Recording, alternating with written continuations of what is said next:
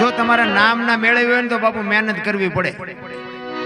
એક આ બુસટ હોય ને એને ઉજળો કરવો હોય ને તો હાબુ જોવે, પાણી જોવે, ધોકાવો જોવે, મળવો જોવે ને મેલો એની હાથે થાય. ખરાબ ઇમનામ થઈ જવાય. સારું થવામાં જ મહેનત કરવી પડે. 1 કરોડ રૂપિયાનો બંગલો હોય ને એમાં બેનો દીકરીઓ કચરા પોતા કરતા જોઈએ છે, કોઈ કચરો નાખતા જોઈ? પણ સંતો એટલા માટે કહે છે કે બેનો દીકરીઓ જેમ કચરા પોતા કરે છે ને એમ ભગવાને આ કરોડ રૂપિયાનો બંગલો આપ્યો છે ને આમાં ભજન રૂપી કચરા પોતા કરતો રહેજે અને કચરો ગરી જાય.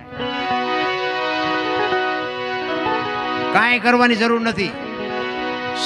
નામના જોતવી હોય તો મહેનત કરવી પડે. એમ નામ બાપુ નામના ન મળે. આ અમરેલીનો દાખલો એક તમને નાનો એવો કહી દઉં. મૂળદાસ લુહારનો દીકરો, હાંજનું ટાણું, એ વાયુનો કાંઠો હતો અને એક દીકરી કૂવે પડવા આવી અને દીકરી આમ કૂવામાં ધૂબકો મારવાની તૈયારી કરે અને બાપુએ બાવડું પકડ્યું. હા હા હા બેટા, શું કામ? એ કે બાપુ મને મરવા દો, મારે મરવા સિવાય ઉધાર પણ. કે શું કામ બેટા? માણા જેવો અવતાર મળ્યો છે. એ કે પણ બાપુ મારા જીવનમાં એક ભૂલ થઈ ગઈ છે, મારે મર્યા સિવાય ઉધાર નથી. પણ કે પાણીમાં પડીને બીજી કરવી છે. એ કે પણ શું કરું બાપુ, મને હુજતું નથી. એ કે પણ તું વાત કરી તો કઈ ખુલાસો થાય ને. એ કે બાપુ મારા પેટમાં બાળક છે, એના બાપનું નામ લઈ શકું એમ નથી. જો નામ લઉં તો મને જીવવા દે, પણ હું લઈ શકું એમ નથી. ભારતનો સંત બાપુ મૂળદાસ દ્રવી ગયો. એને એમ થયું ઓહો દીકરી માથે આટલી દશા. એ કે તારા પેટમાં બાળક છે, એના બાપનું નામ લે તો તને જીવવા દે? કે બાપુ તો જીવવા દે, પણ હું લઈ શકું એમ નથી. અને તેથી આ ભારતનો સંત મૂળદાસ એમ કહેતો હોય કે બેટા તું તારું બાળક જો બચી જતા હોય તો અમરેલીની બજારમાં જઈને કાલ કહી દેજે કે મારા પેટમાં બાળક છે, એનો બાપ મૂળદાસ છે, કહી દેજે જાય. કે હવે આપણી તાકાત છે, આપણે લીધેલું કોકનું પાછું દઈ દઈએ તોય ઘણું છે. દીકરી કહે છે પણ બાપુ આમાં તમે જાણતા નથી. એ કે તું તારું બાળક બચી જતો હોય તું મોજ કરીને તું તારા અમરેલીમાં મારું નામ દઈ દેજે. અને આ દુનિયા બાપુ હાથીની અંબાડીએ ચડાવીને ક્યારે ગધાડે ચડાવે કોઈ ભરોસો નથી. એ હવારે ખબર પડી, એ ગધાડું બોલાવી, માથે મુંડન કરાવી, જોડાનો હાર પહેરાવીને મૂળદાસને ગધાડા ઉપર બેહારીને બાપુ ફૂલેકું કાઢ્યું હો અમરેલીમાં. પણ તોય બાપુ એ અમરેલીનો એ સંત બાપુ એની સાથી ફાટતી હતી હોય કે ઓલી દીકરીને એનું બાળક તો બચી ગયા ને આવડા ભલન રાજી થતા. ચિત્તની શાંતિ, મનની પ્રશંસા, દિલની દાતારી, ગુમડાની રૂજ ને ટાઢિયા તાવની ટાઢ એટલું માલકુરથી આવે. એક તમે એસટીમાં બેઠા હોય ને, એસટીમાં તમને જગ્યા મળી ગઈ હોય અને કોઈક બેન છોકરું તેડીને ચડે, કોઈ ઉંમરવાળા માજી ચડે, એને ઊભા થઈને તમે એને બેહવા દો ને, તમે ઊભા રહ્યો તો થાક ન લાગે. શું કામ? આ જગ્યા આપ્યાનો નશો તમને થાક ન લાગવા દે. ભલા આપણે આમ સડવીને એને જગ્યા મળી જાય ત્યાં ટાટિયા પોળા કરે. હમણાં આય આવશે, તારું મોત આવશે, ઘડીક 2 વાગ્યાને અમારે જ્યાં બસ ને લઈ જવી છે. પણ આ નથી થઈ શકતું. ઈ બાપુ હવારે ખબર પડી કે આ તો બાપુ બાપુ કરતા હતા, ઓલા મૂળદાસ ને બાપુ કહેતા હતા એને તો આવું પાપ કર્યું, આને કાંઠો મારો. એ ઠેબી નદીના હામા કાંઠે બાપુ ઝૂંપડું વાળીને રામ મૂળદાસ બાપુ રહેવા જાય. એને વિચાર થયો કે હવે આ જગત મારું માને નહીં, મને કોઈ સમજી ન શકે. જામનગર દરબાર અમારા સ્ટેટ, એને કંઠી બંધાવેલી એને મૂળદાસભાઈ, અને એને એમ થયું કે ગમે એમ તો દરબાર છે, રાજા છે, એ મારી વાતને સમજી શકે. એ અમરેલીથી બાપુ અહીંયા જાય, પણ એના જ્યાં પહેલા બાપુ આ વાત જામનગર દરબારને ખબર પડી ને એટલે એને વગર વિચારે કંઠી તોડી નાખી. હવે મૂળદાસને ખબર નથી, એને એમ કે દરબાર પાસે જઈ અને મારી વાતને એ કઈ ખુલાસો કરી શકું એમ. હવે અમરેલીથી જામનગર ગયા, દરબારગઢમાં જઈને કીધું કે મારે બાપુને મળવું છે. બા સાહેબે કીધું કે બાપુ ઘરે નથી, ક્યાંય ગયા? એ કે મોટા મંદિરે બધા સંતો આવ્યા છે, મોટા મોટા મહાપુરુષો આવ્યા છે, અહીંયા કંઠી બંધાવા ગયા. એ કંઠી બંધાવા ગયા ને બાપુ આપ ફાટ્યો હો માથે, કરે તારી ભલી થાય તારી, આને મારી કંઠી તોડી નાખી. પડી કે કાંઈ વાંધો નહીં, મારે મળ્યા સિવાય જવું નથી. એ દરબારગઢથી મોટા મંદિરે જાય, એમાં રસ્તામાં એક પ્રસંગ બન્યો, મરેલી બિલાડી પડી હતી, બચડા ટળવળતા હતા. અને અહીંયા બાપુ પહોંચ્યા ને, ઉભા રહ્યા, અને એને વિચાર કરીને મરેલી બિલાડીને જોડીમાં નાખીને બાપુ આ બધા બેઠા ત્યાં આવ્યા. એટલે બધા બારો મીંડ્યા કાઢવા કે તું તો પાપી શું, બારો નીકળ, બારો નીકળ. અંદર બધા સંતો બેઠા, તેને કીધું કે ભાઈ કોણ છે? કે ઓલો મૂળદાસ છે. કે આવવા દો, એને કઈ કામ હશે, આવવા દો. એ મૂળદાસ ત્યાં જાય અને પૂછે છે સંતો કે કા મૂળદાસ શું કામ આવ્યો, શું કામ છે? કે બાપુ મારે બીજું કાંઈ કામ નથી, હું તો અહીંથી નીકળ્યો હતો પણ મને એક રસ્તામાં એક આ મરેલી બિલાડી પડી હતી. મેં એવું સાંભળ્યું તો કાંઈ બધા મોટા મોટા સંતો આવ્યા છે, બિલાડીને બેઠી કરે તો બચડા દૂધ ભેળા થાય, એ હાટું આવ્યો, બીજું કાંઈ છે નહીં. એમ કહીને બિલાડી બાપુ જોડીમાંથી બહાર કાઢીને મૂકી અને આખો ડાયરો મીડ્યો દાંત કાઢવા. એ કે મુરદાસ મરેલા કોઈ દી જીવતા ન થાય. એ કે બાપુ મરેલા જીવતા ન થાય તો આખી દુનિયા પાસે નકરી આરતી જ ઉતરાવી છે, પગે જ લગડાવા છે. જો આ તો ખરા ખરીના ખેલ આવે તઈ ખબર પડે.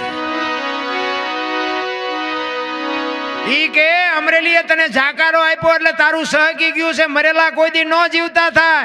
ઈ કે બાપુ જરાય નથી સહક્યું, આ બરોબર છે, સહક્યું બહક્યું નથી, તો તમારો વેમ છે. ઈ કે મરેલા જીવતા ન થાય, ઈ ન થાય એમ કીધું ને બાપુ પ્રકોટીનો મરોડ બદલાણો હોય. મૂળદાસ કે તમારથી ન થાય તો લાવો કમડળ મારી પાસે. હાથમાં કમડળ લઈ પાણીની અંજળી ભરી એને બાપુ કયો બાપુ તાર હંધાડ્યો હોય છે, તમે વિચાર તો કરો, મારા રામ કોની પાસે વાતું કરી. રામ હાથમાં આંજળી લઈને કહે છે, હે દિનબંધુ દયાળુ, હે પરમ કૃપાળુ પરમેશ્વર, મેં તન મન ધનથી તારું ભજન કર્યું હોય, કોકના પાપ જો મારી માથે લીધા હોય ને હાથે પાતાળમાં જો ડાઘ હોય ને તો બેઠી ન કરતો, અને જો બિલાડી ન બેઠી કરીને મારા ખોળિયામાં જીવ રહેવા દઉં તો મૂળદાસ નહીં. એમ કહીને અંજળી સાટી અને બિલાડી મંડી હાલવા. ડાયરેક્ટ દશા શું થઈ છે? જામનગર દરબાર હિમાત બેઠા છે અને ઈને ઈ સકરી ખાઈ ગયો. મેં કંઠી તોડીને ભૂલ કરી છે, આનું પાપ હોય ને પાપ હોય તો બિલાડી બેઠી થાય નહીં.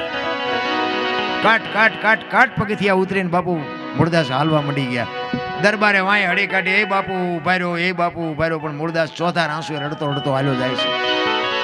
આગળ જઈને લાકડી પડે એમ પડ્યો, બાપુ મને માફ કરો, મારી ભૂલ થઈ જઈ, મને આવી ખબર નહોતી. તેથી મૂળદાસ બાપુ એમ કહે છે, અરે ભલા માણા, હું ઠેઠ અમરેલીથી તારા પાયે આવ્યો તો મને એમ કે આ જગત નો સમજી શકે, તું તો 5-25 ગામનો ધણી હતો, તને મારા ઉપર ભરોસો નો આવ્યો. હવે કોક હારો બાવો ગોતીને કંઠી બાંધી લે, સમય વિયો ગયો, હવે મારી પાસે એ સમય નથી.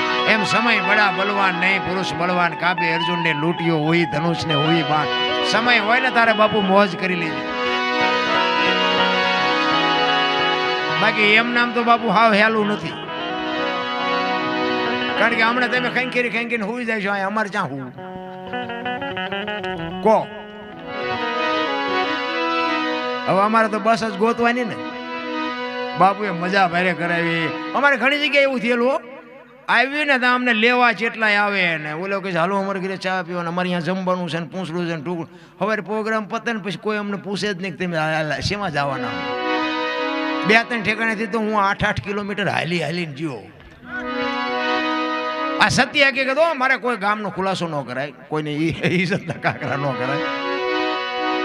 8-8 કિલોમીટર હાલીને જીવો. અને હાલવું પડે એવું કે કારણ કે ટાઈમ અહીંયા ન જાય, રેલમાં જવાનું હોય તો રેલવે વહી જાય, બસમાં જવાનું બસે વહી જાય, હગડ ન પડે એમ હાલી તો મારો મેળ આવે. એટલે આ હેલું નથી. એટલે સવારામ બાબા છેલ્લી કડીમાં કહે છે, એક કડી કહીને પછી મારી વાણીને વિરામ આપું. એક ફરમાઈશ હતી, એક દ્રષ્ટાંત આપી દઉં. ઓલું કાગડાનું કોયલનું કંઈક કહેતા હતા. મેં કીધું રહી જાય છે. 2 ખેતરની માથે એક મોરલો બોલતો હતો ને કોયલ બેઠ બેઠ વિચાર કરતી. કોયલને ખબર નહોતી આ મોર બોલે છે. શબ્દ ઉપર ધ્યાન આપજો, અમુક વાતો 2 દી પછી સમજાય છે, ચિંતા ન કરતા. એ મોરલો બોલતો કોયલને એમ થયું કે આ સુંદર મજાનો અવાજ આવે છે, કોણ બોલતું હોય છે? એને ખબર નહોતી મોર બોલે છે. ઘડીક થયું ને મોર બીજી વાર બોલ્યો. વરસાદ ઝરમર ઝરમર વરસતો હતો અને કોયલની બાપુ કહું મડી તૂટવો, એક મારે એને જોવા જવું છે, કોણ બોલે છે? ઘડીક થયું મોરલો જ્યાં 3જી વાર બોલ્યો ને ત્યાં કોયલે નક્કી કરી લીધું કે જે હોય મારે એને લગ્ન કરી લેવા છે. મનથી વરી ચૂકી. ઘડીક થયું વરસાદ રહી ગયો અને કોયલ મનાણી ઉડવા જે દિશા ઉપરથી અવાજ આવતો હતો ને, પણ કોયલ ઉડીને અહીંયા પૂગે ને એટલી વારમાં મોરલો અહીંયાથી ઉડી ગયેલો ને ઘોડ આવીને બેહી ગયેલો. એટલે કોયલે અહીંયા આવીને કીધું કે હમણાં સુંદર મજાનો અવાજ આવતો હતી, કોણ બોલતું હતી? કે ભાઈડો બોલતો. કે શું કામ? કોયલ પાણાની મૂર્તિ જેવી થઈ છે કે આનું મોઢું જોઈએ ખાવા મળે એવું નથી, ભગવાને આને કંઠ કેવો આપ્યો એને ખબર નથી, બિચારી બોલવા વાળો વયો ગયો. એટલે ઓલો કે શું છે, શું હતું? કે હતું કાંઈ નહીં, હું તમારા અવાજ ઉપર મોહિત થઈશું ને મારે હું તમને મનથી વરી ચૂકી છું, મારે તમારે લગ્ન કરવાના. બોલો કે 2-3 ઠેકાણે નાળિયેર પાછા આવ્યા હતા તો રડતું રડતું હામું આવ્યું. 2 લગ્ન કર્યા ને પછી કોયલ કહે છે કે સ્વામિનાથ મને આ લગ્નનો કઈ સંસારનો મોહ નથી, મને તમારા અવાજનો મોહ છે, બોલો તો ખરા. એટલે ખોટા હોય તરત મારે ગાઢ લે ને. એ કે હું તો વરમાં એક જ વખત બોલું પછી ક્યાં બોલું. એ કે સારું હાલો વાંધો નહીં, 12 મહિના પછી જ બોલશો ને. 2 મહિના 4 મહિના 8 મહિના ફરીને મંડ્યો હાટ ધડકવા, વીજળી મનાણી આપને ચીરવા. અને બાપુ એ વરસાદના જ્યાં તૈયારી થઈને કડાકા ને ભડાકા મીડ્યા થવા, અને ત્યારે કોયલ કહે છે સ્વામિનાથ હવે તો વર વળ્યું, હવે તો બોલો. પછી જ બોલવું પડે. ઘૂ બોલ્યો ને 18 મણનો નિયાગો મૂક્યો. આવી છેતરવી મને કહેવું હતું પેલા. આપણા ઘરે જોવો ને જેટલી કોયલું નથી હલવાની, નકરી કોયલું હલવાની જેવું નથી હોય, જેટલા મોરલા ચીબરિયું હલવાના છે, પણ હાલ્યા જાય છે. આપણને એમ થાય કે આમના ગાડા પૂગી જાય સારું. એટલે મેં કીધું કે પતિ પત્ની કા જો એક મતા હોય ને તો સ્વર્ગમાં સતા છે. બૈરાને જો ધણી સમજી શકે અને ધણીને જો બૈરું સમજી શકે એની જ બાપુ પેટી ઉજળી હોય. બાકી શિયાળીયું સીમ કોઈ તાણતું હોય, કૂતરું ગામ કોઈ તાણતું હોય તો એ મેળ ન પડે.